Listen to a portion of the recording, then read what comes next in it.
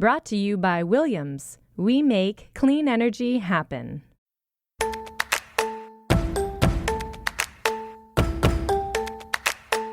I'm Yasmin Gagne. I'm Josh Christensen. And this is Most Innovative Companies.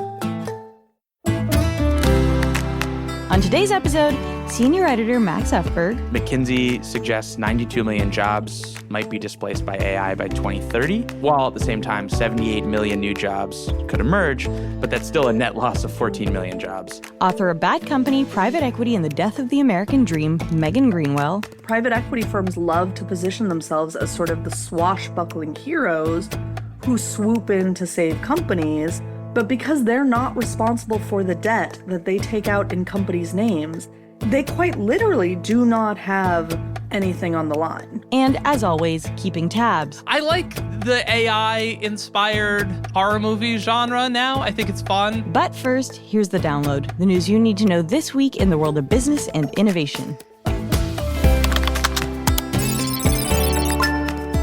SoftBank, Oracle, and OpenAI's $500 billion Stargate initiative, which we talked about on the show a couple months back when it was announced, has scaled back its ambitions. It was announced this week that its goal for the year is to only build one small data center in Ohio for some reason.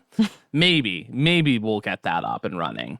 Stargate, which announced shortly after President Trump's inauguration in January, is part of the administration's effort to beat China in the race for AI superiority. CBS announced last week that The Late Show with Stephen Colbert will end in May 2026. The network has claimed that the decision was purely a financial one due to declining ad revenues, despite The Late Show's consistent place as late night's highest-rated show.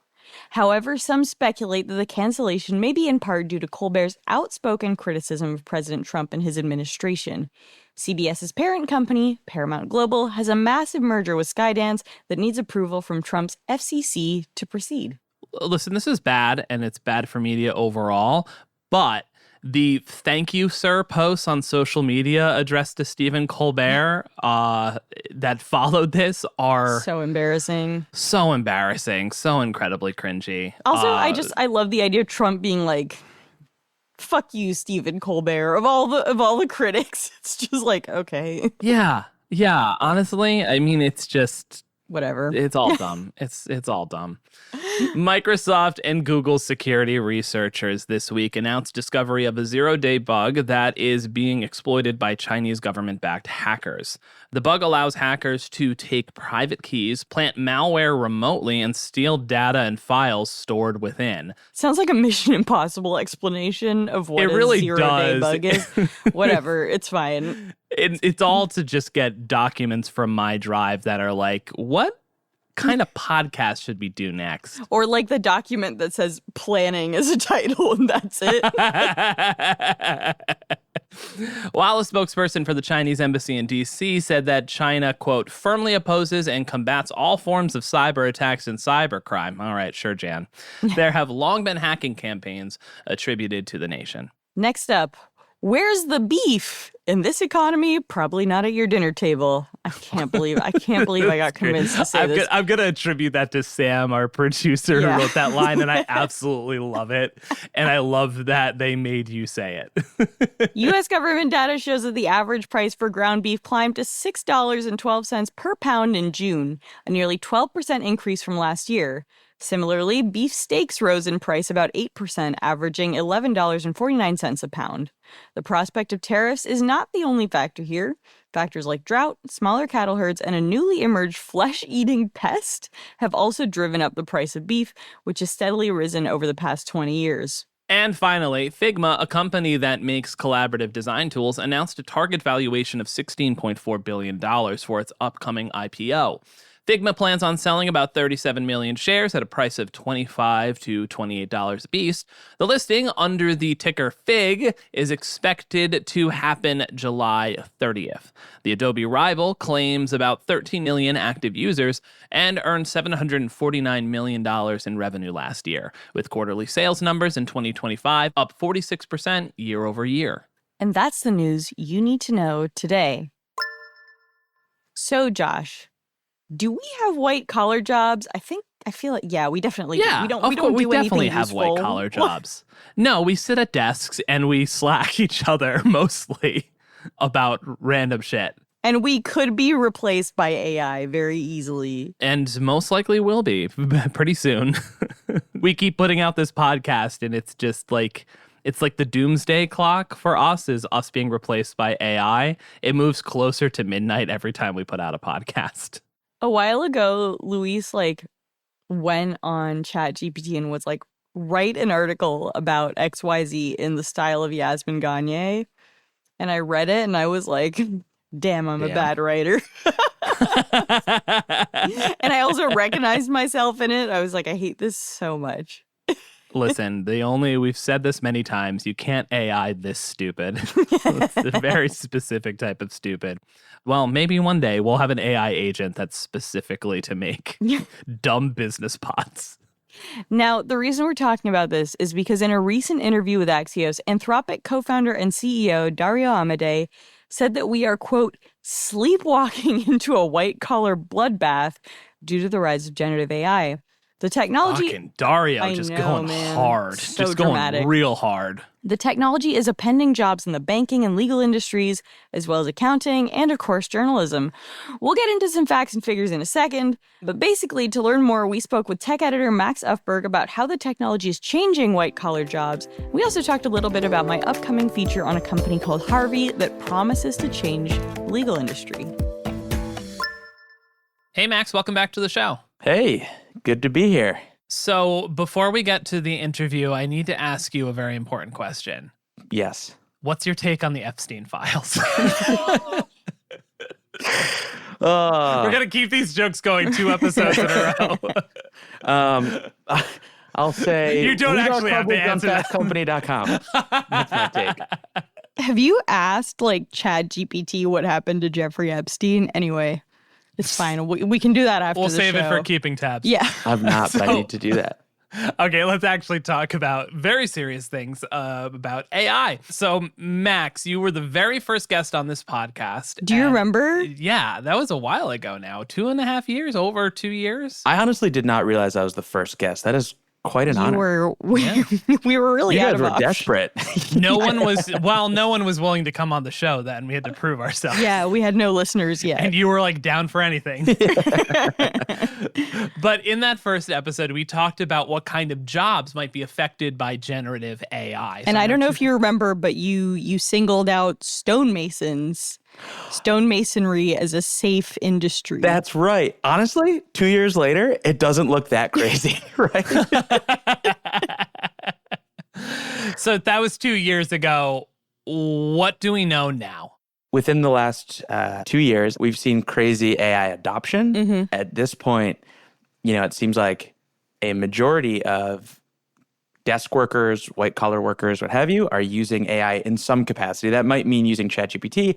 It might mean using like an AI agent to deploy within your email. It kind of varies. But there was a survey from Salesforce and Slack, which actually found that 60% of desk workers use AI tools.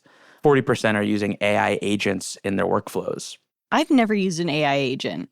I've used ChatGPT for stupid shit, but Yeah. AI agent, I don't No think idea. I've used an AI agent yet either. I mean, there are also a lot of people who work in customer service and e-commerce, Yeah. and that's where AI agents have been I've definitely more chatted commonly with one. deployed. Yeah. Oh, yeah. Yeah, for sure. Anyway, I mean, I don't know if you consider Grammarly an AI agent. Probably not. Maybe. maybe. I don't know. I do use that to make sure I haven't plagiarized by accident. Yeah, it's really Yeah. useful for that. And then as far as where things are headed, the predictions vary. So like McKinsey suggests 92 million jobs might be displaced by AI by 2030, while at the same time 78 million new jobs could emerge, but that's still a net loss of 14 million jobs. Goldman Sachs had a report that estimated AI could replace the equivalent of 300 million full-time jobs, a little more dire, but that's across the US and Europe. But again, also suggested there would be a like AI-driven boom with new employment opportunities. And then as far as like who's most affected, again, it just depends on who you listen to. Some people like Dario Amodei, the CEO of Anthropic, they've argued that entry-level workers are the sort of easiest to automate and will be the hardest hit. But then, on the other side, we've seen people like Brad Lightcap, the COO of OpenAI, say that more experienced workers will actually be more vulnerable because AI can replicate a lot of the high-value skills and just reduce the demand for like mid and senior level roles, which are more costly to a company's bottom line. So interesting to me because I feel like high-level skills require, on some level, some like human analysis or strategy gained through experience, right? Like what kind of high-value skills was he talking about? Right. Probably not like the executive level or anything close to that, but like a middle manager. A middle manager, exactly. Someone who's like dealing with corporate structures and governance and things like that. There was also, just a couple days ago, Aravind Srinas, the CEO of Perplexity, predicted that a recruiter's work will easily be replicated or sort of replaced by AI. A few months back, we mentioned the Anthropic CEO, but he said more broadly, we're kind of just walking into a white-collar bloodbath. So dramatic. Yeah. Yeah, that's dark. That's dark. I mean, are we already, you say this is all projections, this is all coming up, but are we seeing signs of this already? Like, this is already happening to some extent. Right. We've seen a lot of tech companies cut hundreds or sometimes thousands of employees. So companies like Microsoft, IBM, Klarna, they haven't always explicitly said like you are fired because AI is now replacing you, but it's very public knowledge that like they're doubling down or tripling down their investment in AI, and they're doing that as they're cutting existing roles. And then last point I'll make is that recent grads are really feeling this squeeze the most. Startups are hiring less, and consulting firms are hiring less. There's some analysis by ADP Research, which found that the hiring rate for young college grads has declined the most of any education level in recent years. And we know that entry-level developers, so like categorically those 18 to 25, are seeing a slight decline in employment post-ChatGPT, according to some Stanford research. Yeah, remember when, I don't know if you guys had this, but I feel like I had so many friends who, after like 2 years of trying to be writers, were like, fuck it, coding boot camp. Yeah. And I don't think that's a good investment now. Yeah, we actually we wrote now they're going to need to go to writing workshops. That's going to be the best investment. Or improv classes. Oh my God. Honestly, always a good investment going to improv. It served me well. We wrote a story. I wrote a story like 2 years ago about the future of coding boot camps. And it was all about that. It was like they are teaching people how to code using AI at that point, but like using AI as a tool in their sort of repertoire. But those roles are like the entry-level coder is also like the most vulnerable to AI. So there's kind of an interesting irony there. So yes, you have a feature coming out, and I think this is a good place to transition here, about how AI is changing the legal profession, which I think gets really specific into what Max was just talking about. Can you tell us a little bit about that? Yeah, so I want to lay the groundwork and say I got interested in how a bunch of white-collar professions were sort of changing. And I picked the legal profession because there's one particular company named Harvey that I really wanted to explore. But, we could probably write the same thing about software engineers or bankers down the line. So I figured it would be worth kind of looking at how the legal profession is changing by doing a bit of a case study on a company called Harvey, which uses AI to basically help lawyers redline documents, generate stuff like case studies, and complete research really quickly. And a lot of that work, even right now, is done by paralegals and junior associates at the moment. And I wanted to see how a company like this would be affecting them. So look, it's still early days, and we haven't seen the sort of full effect that AI will have on hiring, especially at big law firms, which are Harvey's clients for the most part. But it seems like it could, and we'll get into that in a second. 2023 Reuters report, and obviously generative AI has changed so much and improved so much in the past 2 years that, this report is already old, estimated that AI technology could save lawyers on average 200 hours of work a year, which is a pretty meaningful amount. Yeah, that's a Like every individual lawyer saving Yeah. them 200 hours? That's pretty good. That's 5 weeks. This is 5 weeks of work. That's fewer billable hours. How did you calculate that so fast? I was going to say, what is 200 hours in like big law billing standards? I know. So I was asking about this. I asked one of the investors, Sergio, as well as the company's chief business officer, John Haddock. I was like, don't you think lawyers will literally lose their job because they'll be working fewer billable hours? And they both argued that, demand for legal services will increase. And because of that, no one will lose their job. I found that a little hard to believe. We'll get into why. But I want to give them some credit. In fairness, employment for law school graduates hit a record high last year, according to the American Bar Association. So there is some kind of trend. But that's, again, pre the widespread adoption of generative AI. To me, what's confusing is that the incentive structure for firms, and especially in-house legal departments that are not billing hourly, is a little more complicated than that. I mean, most big law firms bill hourly, and when a task that typically took law associates, hours of research can be condensed into 3 or 4 minutes.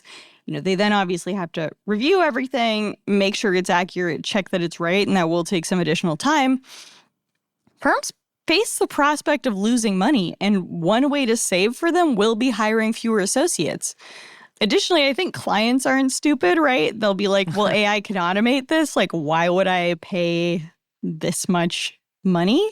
Yeah. There is some talk, like some firms are now discussing maybe adopting like a flat fee structure as this technology evolves, because hourly billing will vary, I suppose, as things change. But again, it's early days. I also spoke to a general counsel at a really big advertising firm, and I was like, have you had to like lay off anyone because of Harvey? And she said, no, but we haven't had to hire. No. Like, our workload has increased, but we haven't had to hire. And she was sort of saying that as if like, that means no jobs lost, but it doesn't exactly mean any jobs added. Yeah.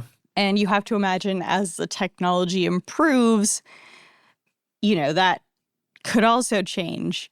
One argument that John Haddock really made was that by saving time on more rote tasks, like junior lawyers can do more quote unquote high-level thinking, like strategic thinking and things like shadowing senior lawyers. But I'm like, you can't bill for that. So I'm not saying it can't happen. I just think like, yes, it's an upside, but no, it's not an economic upside, probably. How long before we have just a fully AI lawyer that's like litigating? Probably more pleasant to deal with. I wonder if, so like the big law firms will be affected, right? In some ways where they're not hiring some of those junior people. But I also wonder if like smaller boutique firms are especially screwed, because I was like arguably more so. Right. I was just Googling and I looked up the average lawyer hourly rates around the country, and it seems like they hover between $162 to $392. Like bigger companies, tech companies, Fortune 500 companies, they can afford, much higher rates than that even. But like if you're like some small like local business or something, could you just buy Harvey and have it do your work? I think that's like maybe the vision, but they, it's hard to state that without people antagonizing you. But I have to believe that it would really help, you'd be able to offset the cost of like paralegals fairly easily. Mm-hmm. Well, that was the one thing I was wondering with like the boutique versus the big law firms, because I think we see this in other industries, and I know that the financial structure and the hourly payment is quite different, so that may render this moot. But like in talking to design firms or advertising firms, what has enabled smaller operations, more boutique firms to compete with the big players has been adopting technology and leveraging that to punch above their weight. Do you think that's theoretically possible in this case for those boutique law firms? Honestly, I think it's just too early to say. I think the sort of design capabilities of AI are sort of pretty well proven and have been used, I, still speak to lawyers who are wary of this stuff because of, their concern about privacy issues, for example, which, Harvey assures me, they have a very secure operating system, but adoption is still happening. And I think we're still seeing the sort of full potential of the software right now. So again, we're making a lot of predictions about changes in billing or whatever, but it's early days. That said, the company's raised a ton of money. Yeah, let's get into obviously people see a lot of potential in it. How much money have they raised? Oh my God. So they raised so much money really quickly. A couple of weeks ago, Harvey announced that it had raised a $300 million Series D round. So that means they've already raised, a bunch of rounds prior at a $5 billion valuation. And it's led by really blue chip investors. So it was led by Sequoia. It has, as of this round, the highest valuation of any AI legal startup. And the fundraise is especially remarkable. And the fact that it's Series D is especially remarkable because the company was only founded in 2022 when it raised $5 million from OpenAI's startup fund and a bunch of others. How did they get OpenAI to invest?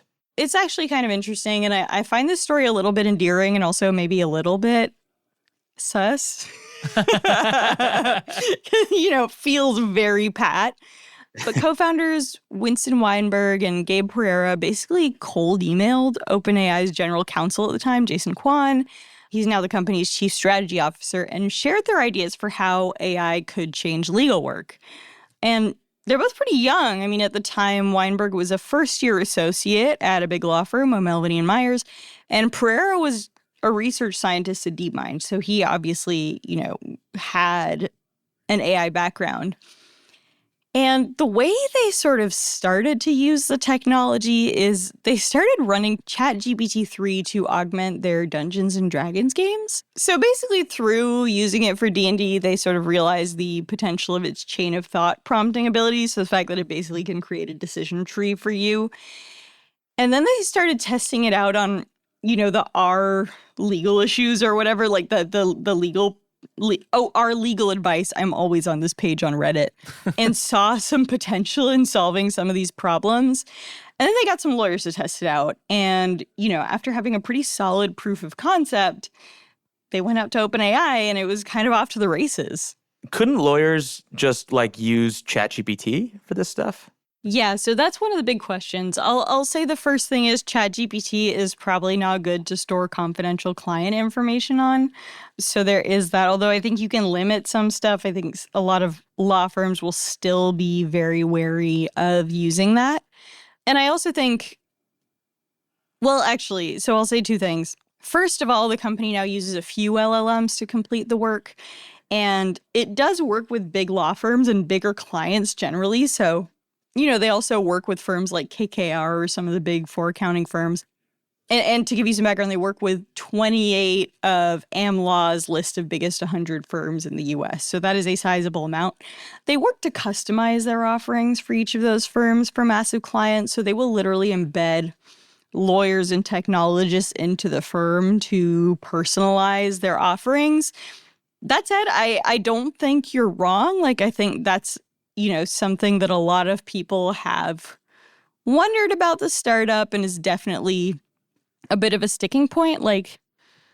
OpenAI invested in them, presumably has quite a bit of insight into their technology. And there's always a danger that a service like OpenAI could just cannibalize it. And a lot of people, say, isn't this just a ChatGPT wrapper? At the same time, I think so many companies are just ChatGPT wrappers. And that doesn't stop them from being valuable, right?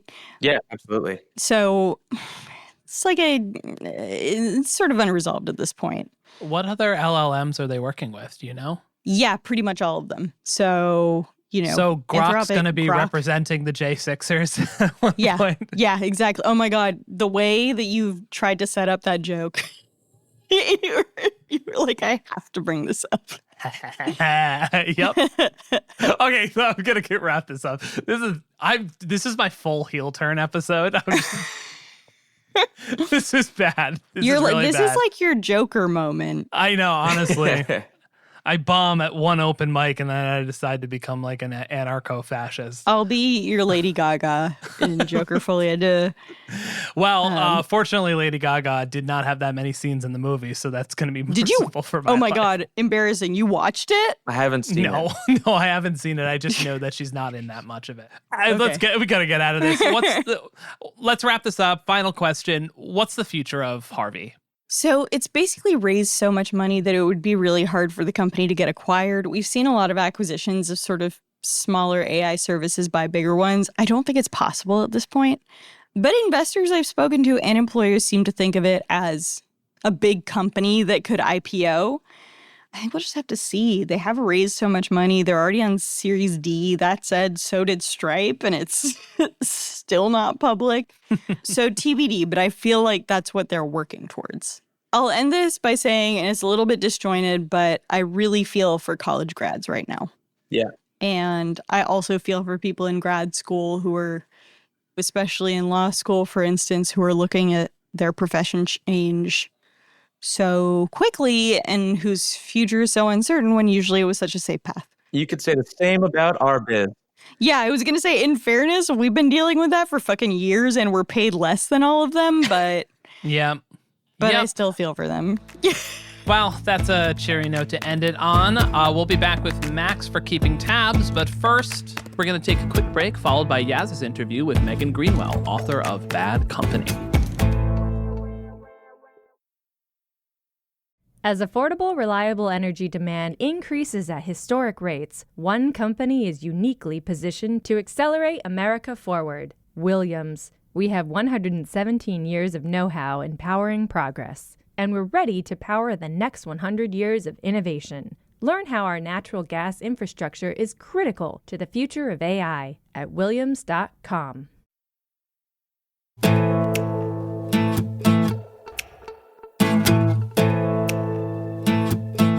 Private equity runs so many more businesses than you might realize, but few of us realize how pervasive it also is in our lives.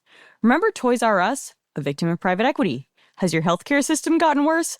Also possibly due to private equity. In her book, Bad Company, Private Equity and the Death of the American Dream, how many times can I say private equity in this segment? Megan Greenwell explores all of this, profiling 4 workers who have been affected by private equity infiltrating their workplace in different ways. I spoke to Greenwell about how private equity can bleed businesses dry, how the industry evades scrutiny, and how it can affect workers. A reminder that if you like this interview, you can see an extended cut exclusively on Fast Company's YouTube channel. Now here's the interview. I think it was Bloomberg that had a private equity person review your book. Yes. And we'll get to why you chose to write the book and your story around that. But I guess I wanted to start with that and hear how you feel about the whole situation. Listen, I was not offended. I did not expect a private equity executive to like my book. Frankly, no, I did not expect a private equity executive to review my book either. I'll be honest. The concept, kind of a stroke of genius. I'm not saying... I mean, yes. If it was like deliberately trolling, I'm super into it, frankly. Yeah. Yeah, it was, it was very funny because I knew Bloomberg was reviewing it and I had gotten other reviews before that, which were like lovely and positive and whatever. Mm-hmm. And I woke up and it was like, there's a review in Bloomberg. And I had been sort of nervous about like what a Bloomberg review would say, because originally I'm not a business journalist. This was my first like big business journalism and we'll project. get into that, right? Yeah. And so I was sort of like, oh no, like they're going to have some like, very seasoned business journalist like find problems with my book. And instead it was a private equity executive who literally says in the review, I'm not the target audience for the book, but here are all the reasons it offended me. So I was like, okay, great. So it's like you could be the target audience for the book if you like took something from it, but if you had some curiosity, maybe, yes. Yeah. But it was, the advice you get is like, don't give any oxygen to bad press. But I was like, I'm sorry. Like, I just can't resist posting this on the internet. And I posted it with like my affiliate link to Blue Sky. And I got to tell you, Gary, the private equity executive, moved so many copies for me. Like the guy from the Mountain Goats tweeted about it. It was a so whole funny thing. So, I mean, all press is good press. And I'm sorry for then giving it more oxygen by asking you about it, but it sounds like it's sold some units, so I don't feel too bad. All's well that ends well. So you first got interested in the world of private equity and writing about private equity after your time at Deadspin. For those who don't know, tell us a little bit about that whole situation and what got you interested in writing the book.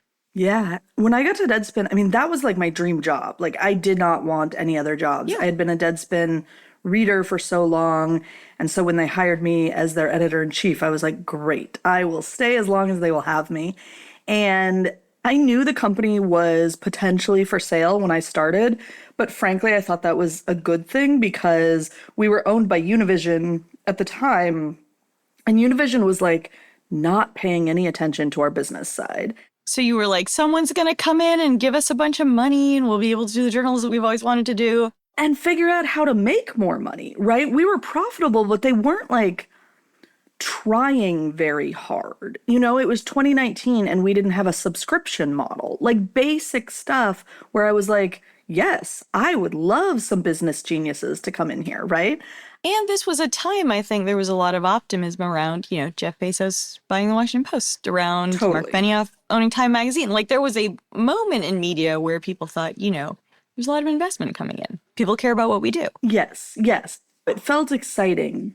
And it all fell apart really quickly. I mean, honestly, within the first week, I was going, oh no, this is going to be an absolute disaster because they just neither understood what we did nor had any curiosity about what we did. Gotcha. So they came in saying, like, you need to cut these kinds of content. And I would say very genuinely, you know, you would think that, but actually the data show that those types of content overperform. So we certainly wouldn't want to cut those because, you know, why would we want to tank our traffic? And they would be like, no, we told you to cut it.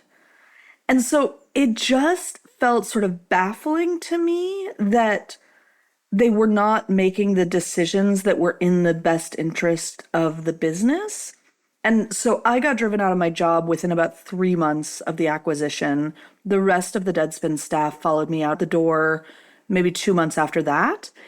And I had written an essay on my last day at Deadspin that went sort of disturbingly viral called The Adults in the Room, that was just about my experience working for these guys. And a lot of people said, like, oh, you should write a book about this. But I am not a personal writer. Like, I'm a reporter. And so that was not super interesting to me. And I didn't want to write a book about media, frankly. But I just got really obsessed with... You want people to be interested in it. Yeah. I want people to pay $30 for it. Exactly. So I just like couldn't stop reading about how private equity works because I knew very little about it going in. And it was probably 6 months of reading before I finally decided, you know, I think there is a book here. It's just very different than one talking about my own experience. And you've told the story of basically 4 people whose lives and their jobs were affected by private equity investment. Tell me about how you picked that format, why that was appealing to you. The structure of the book was the very first thing I came up with. I knew I wanted to tell the story through individual people and sort of follow that narrative nonfiction tradition. And I knew that I wanted to separate it chronologically into like before the private equity acquisition, during the fallout, and then whatever came afterward. So that was the easy part. Finding the specific characters was so hard. I talked to over 300 people for the book, and I think close to 150 of them were potential protagonists because I just needed people who were going to open their entire lives to me and let me follow them for 2 years. And most people don't want to do that. I wouldn't want to do that.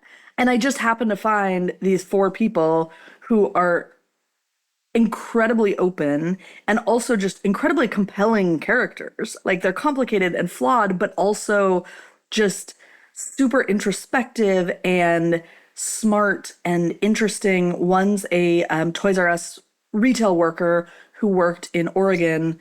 One's a doctor in rural Wyoming. One's a local newspaper journalist who worked in Texas and Indiana. And one is a tenant of a large private equity-owned apartment complex in Northern Virginia. And they were just like, yeah, what do you want to know? I'll tell you everything. And so I really felt lucky that I found the right people. As you were looking for them, did you start with the industries or did you kind of start with the people and then consider their industries later? Because I think, to my mind, Toys R Us is like one of the big private equity acquisition examples that people point to constantly in business journalism, right? I knew from the very beginning that I wanted to do somebody from Toys R Us specifically because it felt hard to tell the story of like 2010s and 2020s private equity without telling the Toys R Us story. So I always knew that I wanted to start there because you can see so much of the playbook for what came later being written in that Toys R Us deal. And then the rest, I probably had 5 industries in mind for the 3 spots. So it was a little bit of a combination of looking for the right industry and looking for the right people. The ones I ended up with, healthcare, media, and housing, felt like the right one because they did sort of show an evolution of private equity. And so they felt really representative and like they were doing different things. One risk was like just telling the same story over and over again with slightly different facts. And these felt different enough. Like healthcare, you can see private equity really came into healthcare after the Affordable Care Act. And you can see the ways in which private equity getting into healthcare learned from private equity in retail and applied the exact same tactics. So that was really interesting to me because it almost didn't matter whether it was a chain toy store or a hospital. They were just widgets in the same factory. In the intro to the book, you talked about, and, you know, Toys R Us is obviously the perfect example of this, the fact that, you know, in private equity, these firms take on a lot of debt to acquire a company. That debt is then passed on to the company, right? You know, just in the beginning, as you started reporting this, what were the most surprising things about the private equity industry that you saw that you really wanted to get to readers? The first thing I learned that really burrowed into my brain and wouldn't leave me alone was that 10 times as many companies owned by private equity enter bankruptcy proceedings as other types of companies. So if you are owned by private equity, there is just automatically a 20% chance your company will go bankrupt. That was really stunning to me because I was under the assumption that the way to succeed if you are like a parent firm in a free market capitalist society was to make the companies you own successful, right? I was much more familiar with how VC works than private equity. And that is how VC works, right? You're unicorn hunting. You know, you hit a lot of base hits and then you occasionally get like a big home run and get Uber or whatever. So that was what I thought worked. I became really obsessed with the question of how can you have a system in what is supposedly like this perfectly functioning capitalist economy where you don't even have to make your own portfolio companies successful. You have this total split in incentives where sometimes what is good for you as the firm is literally harming the company you are tasked with saving. So that was really the first thing that I was just like, wait, what? What is happening here? You know, I think the other thing that struck me as I was reading, you know, obviously being a business reporter, I know some private equity firms, but it's not like they don't have the ubiquity of like the name Goldman Sachs will conjure feelings in people automatically. But I remember, you know, I think maybe it was in the real estate one, you talked about a group called CM Management, and like that could be anything. Oh, totally. You know what I mean? Like we basically don't understand how much private equity interacts with our lives because we cannot even put a name on these firms. Is that fair to say? Oh, I think it's completely fair. One experience I had again and again was talking to workers who, until everything blew up, had zero idea that their employer was owned by private equity, right? Because why would you? To take my Toys R Us character as an example, her paycheck said Toys R Us. Her bosses, like 7 or 8 levels above her, all worked for Toys R Us. The idea that she had some responsibility to dig into the ultimate financial health of the company and the fact that they had $5 billion in debt because they had been acquired by private equity firms is just like not realistic, right? And so I do think the industry works very secretively by design. They don't really want you to know who they are. They don't want to get attention. I mean, one experience I had over and over and over was going to communications folks at private equity firms and them just not even responding ever to detailed list of questions, requests for interviews, all of it. I just think this is a group of people who don't want any attention because attention brings scrutiny.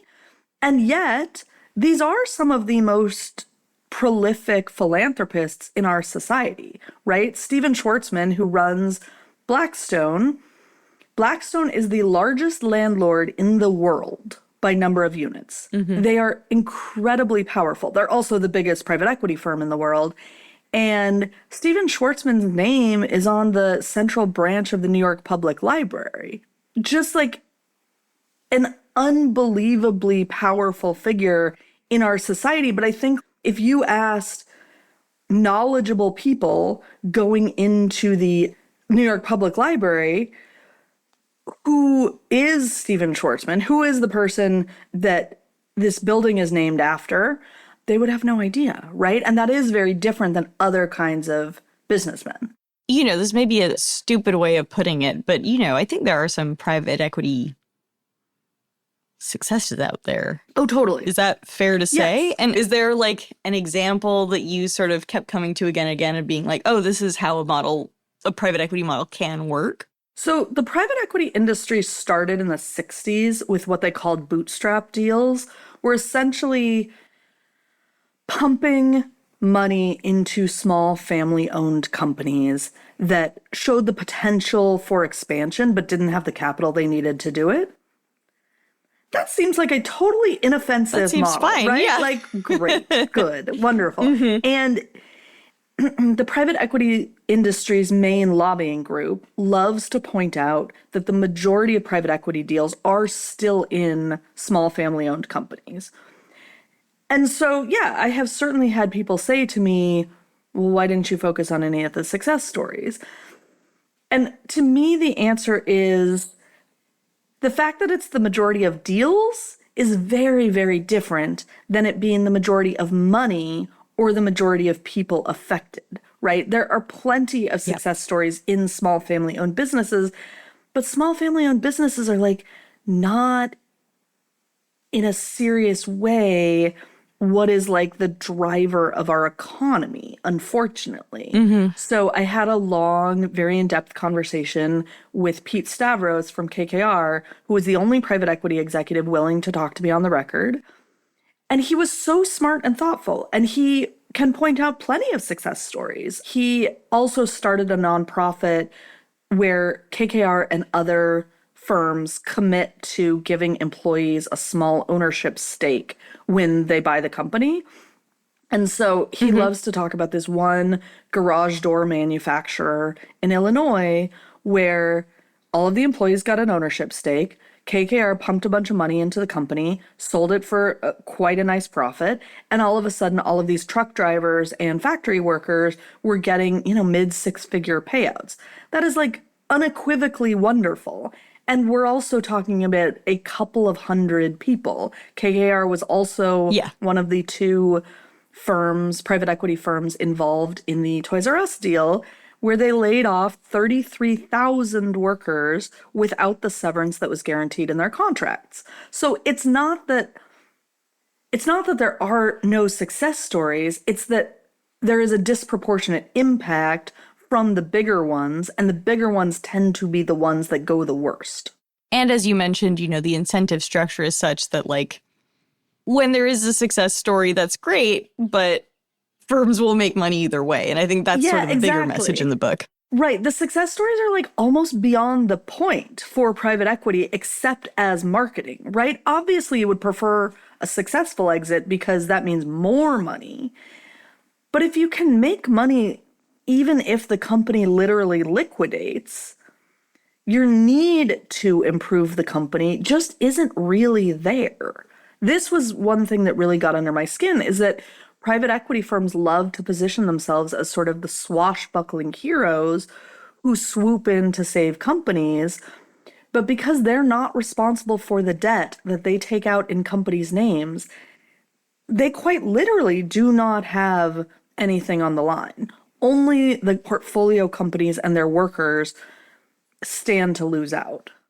I'm curious, after people read this book, and this is our last question, what are the biggest lessons or facts that you hope they really take from this? I have heard from people over and over that, they think this is an important topic, but fortunately, private equity isn't in their lives. Maybe you work...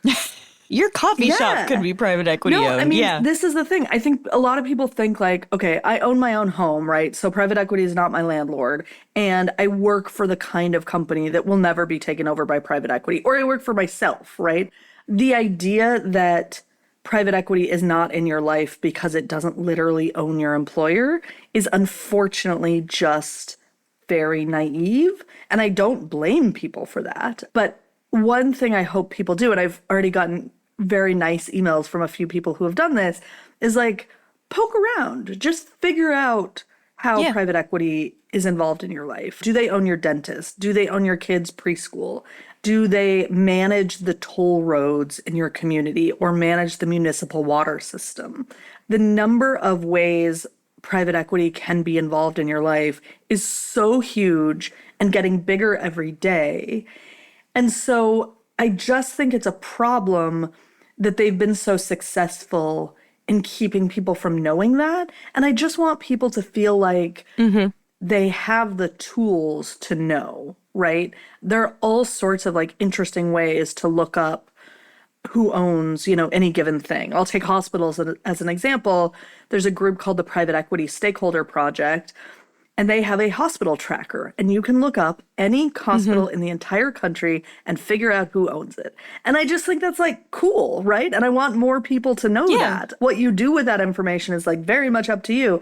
But if you don't have the knowledge, you can't make informed decisions. And, you learn in like high school economics, right? That the reason free market capitalism works is because workers and bosses have equal information. And so that gives them power over each other. I think private equity, as it is currently constructed, is actually a corruption of free market capitalism because the workers, the communities do not have the information. And so I guess the main thing I really hope to inspire in readers is like A, falling in love with these characters, but B, feeling inspired by these characters to like be able to poke around and figure out what's going on in the institutions they rely on. Well, this was great, Emma. Thank you so much for coming on the show. Thank you so much for having me.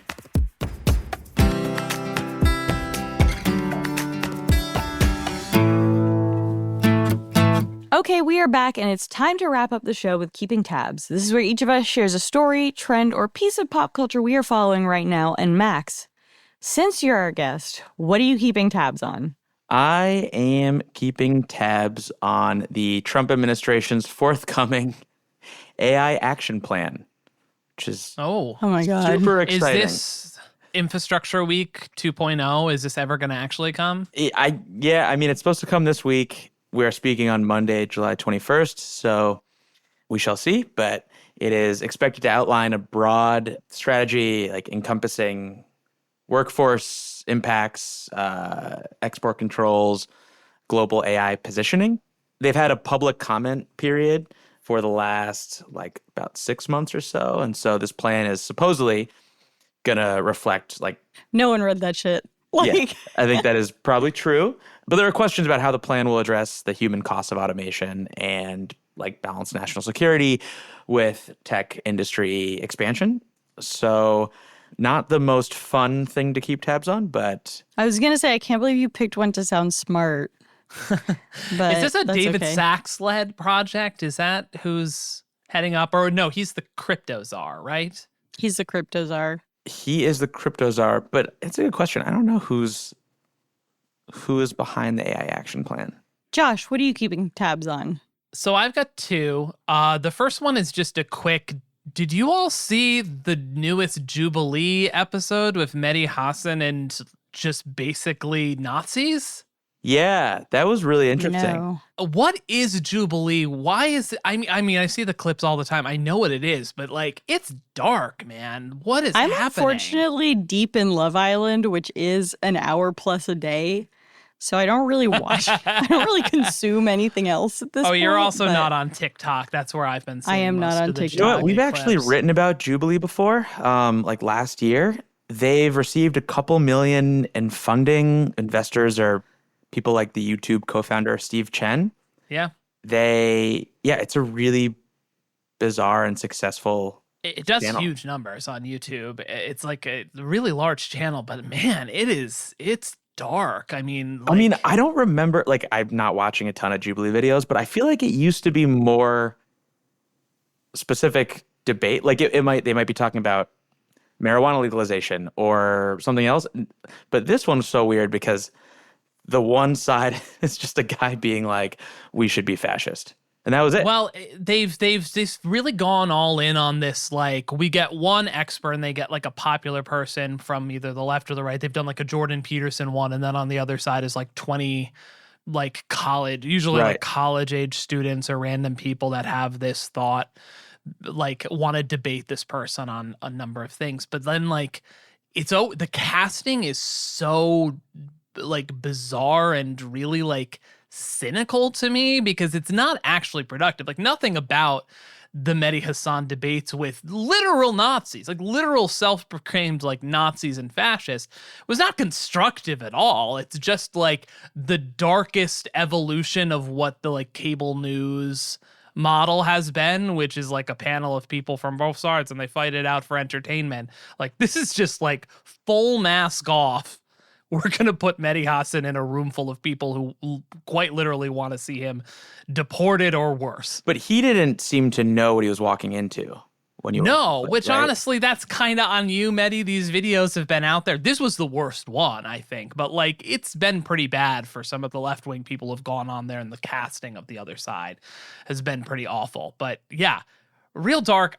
It makes me really uncomfortable. This channel's like very dystopian overall. And then my other quick one is 2.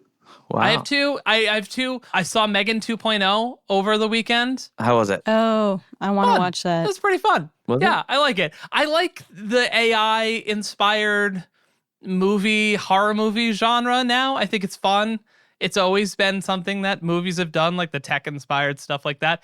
But I love a good AI horror movie. I guess I just thought like Megan 1 was really good because it like became self-aware a little bit later on. Yeah. Whereas Megan 2, I was like, is this going to be good because the gag's been done? Yeah. You know what I mean? I don't think it's as smart. I think it's a more like, it's very much like, I mean, James Wan is an executive producer on it. He didn't direct it, but it's very much like the maximalist sort of evolution of it, where it's very broad. It's not quite as smart as the first one, I think, but it's really fun. But there's also some really good like Easter eggs for like people who are tech people. Like there's a very thinly veiled, like one of the locations in it is called Xenox Park, which is just a very thinly veiled Xerox Park reference, which I thought was fun. Yeah, it was fun. It was fun, less smart, more fun, I think, than the first Megan. Is anyone besides me going to see the newest I Know What You Did Last Summer this week? Oh, hell yeah. I'm definitely going to be there. People do not like it. I want to watch that from the comfort of my own home.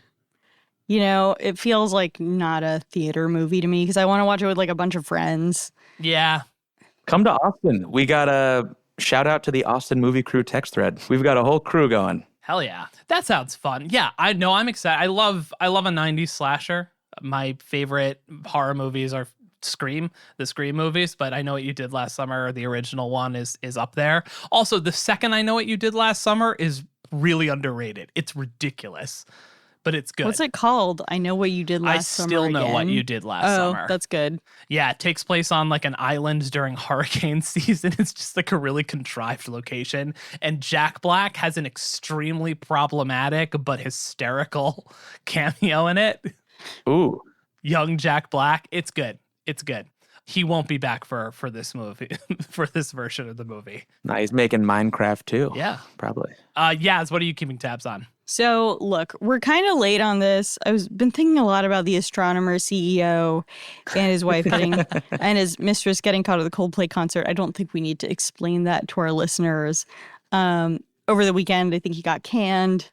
Yeah, he's got put on leave or he resigned or something. I don't remember. He must have, whatever. What is semantic? Yeah, same difference, right? Like, yeah, like. Could you imagine him walking into an investor meeting after all that? Right. But I believe his daughter, to add sort of insult to whatever, started an OnlyFans to capitalize on the family's fame, which I love. Good for you. So I hope she's raking it in, and he is probably... This must be the worst week of his life. He's having a tough week. Yeah, probably not great, but he's still rich. So there's that. Didn't Morgan Wallen make some statement like he wouldn't have been caught in God's country? I'm like, what? Did Morgan Wallen, you live in Nashville. Stop saying God's country. He would have 100% been caught in God's country. Yeah. If God was involved. Also, it was Boston. There is no God in Boston. Can I just say this is the most relevant Coldplay has been in like 10 years? I know. So, it's since so Conscious funny that Uncoupling. Honestly, Chris Martin is kind of like the big winner here. Yeah. I love that he was basically like, they're either having an affair. It is the first cool thing Coldplay has ever done. Oh my God. Yeah, I can't believe I want to know what song was playing. Was it like Viva La Vida or something? No, it was like in one of the in-between moments where they just like go around. I don't know what preceded it or was coming after that, but I can't, I need to know the set list. Clocks. I just feel like if you were having, yeah, that song is actually really good. Hey, I some have hits. to say that and God Put a Smile Upon Your Face. Very solid. I have to say, if you're having an affair, why be that obvious? I don't know. People are dumb. Quiet. But wasn't the other woman in the video also in the HR department, the woman who's smiling? Yeah, we've talked about this. Oh, you did? She was Okay. the number 2 HR person. They've disputed it. It might not have actually been her, but I like to believe. I want to live in a world where it is the number 2 at HR. And that's it for Keeping Tabs. Max, thank you so much for coming on the show.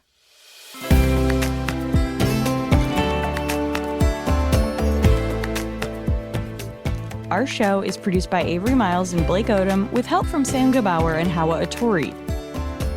Editing by Matt Toder, mix and sound design by Tad Wadhams and Nicholas Torres. Our executive producer is Josh Christensen. Remember again to subscribe, rate, and review, and we will see you next week.